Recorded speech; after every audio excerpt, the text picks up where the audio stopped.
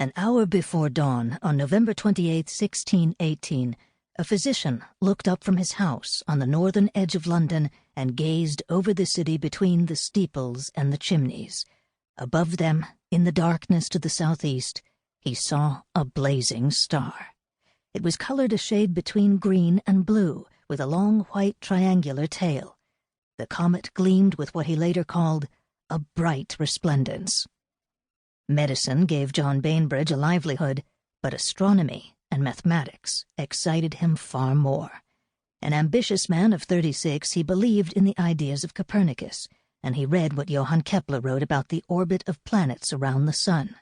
In the comet, he saw a chance to defend their findings. In the frost of early winter, Bainbridge tracked the apparition for 4 weeks with the help of his telescopion or trunk spectacle, one of the first in England. Peering through its lenses, he plotted the position of the star with a wooden cross-staff, collecting the data he needed to calculate its speed, altitude, and distance from the Earth. Day by day, he watched its colors fade and the comet diminish as it soared toward the northwest. He followed it past Scorpius and the Great Bear until it veered away into oblivion beyond the pole star.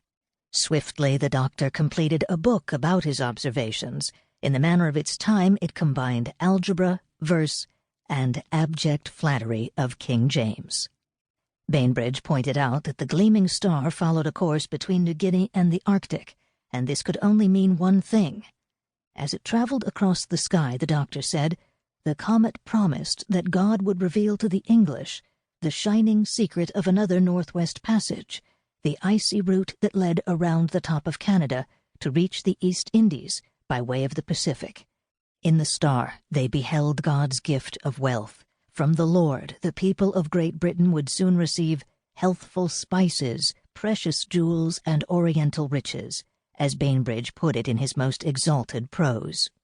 Millions of others watched the comet too. From the Alps to Korea, and from Iran to the Philippines, we have vivid accounts of the blazing star, the brightest since the passing of Halley's Comet 11 years before. A teenage student at Cambridge University looked out of a window during morning prayers, saw the comet, and thought its tail resembled a fox's brush. In China, observers called it a shining broom that swept across the heavens, while in Paris a journalist compared its round head to a burning coal and its tail to a long sheaf of wheat. In Isfahan, the Spanish ambassador likened its green flame and its appearance each morning to the planet Venus. That year, observers saw 3 comets, but everyone agreed that the Emerald Star was by far the most remarkable. From his home in Austria, Kepler first saw it break through the clouds 24 hours after Bainbridge, and he carefully noted its features. In Rome, the Jesuits had a professor of mathematics by the name of Orazio Grassi. He spoke of the crowds that gathered on hilltops to watch the visitation from the heavens, with no thought of sleep and no fear of the cold wind.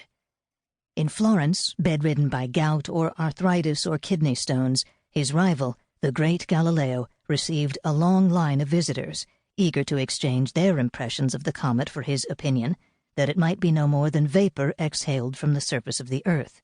Meanwhile, a royal invalid, Anne of Denmark, the Queen of England, lay sick with tuberculosis and dropsy. In the star, the people of London saw a luminous warning of her end. 3 months later, the Queen was dead, and the banqueting house of Whitehall Palace had burned to the ground. Far to the west, another group of men and women stared at the blazing star with rapt attention.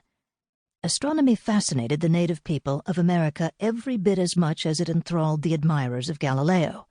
Describing the natives he met in Connecticut in the 1630s, the English radical Roger Williams found that, by occasion of their frequent lying in the fields or woods, they much observe the stars, and their very children can give names to many of them.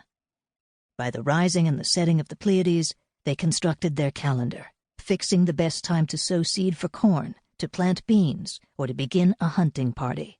In their legends, they gave events in the heavens a central role. Beside Lake Huron, the Ojibwas still spoke in the 1980s of a long-tailed climbing star, which nearly ended life on Earth long ago and one day will return to finish the task. In Maine, folklore collected along the Penobscot include stories about a meteor that had warned of the outbreak of the American Civil War. We can be sure that the comet of 1618 caused just as much alarm in southern New England. Nearly 40 years later, in A History of the Colonies, Edward Johnson of Woburn, Massachusetts, described the way the people he called Indians followed the flaming star across the night sky. Like Bainbridge, they watched it each night for 4 weeks until it disappeared. They expected some strange things to follow, Johnson said. His laconic phrase conceals a world of meaning. The native people of New England split their cosmos into 3 realms: the sky, the earth, and a watery underworld.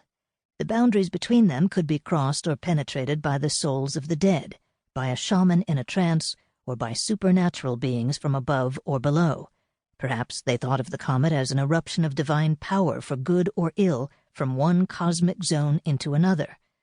For men and women who prized the pattern of the heavens, an intervention of such a startling kind would foreshadow some great and unexpected event.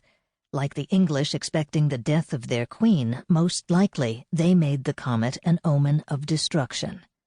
And if they did, they were entirely correct.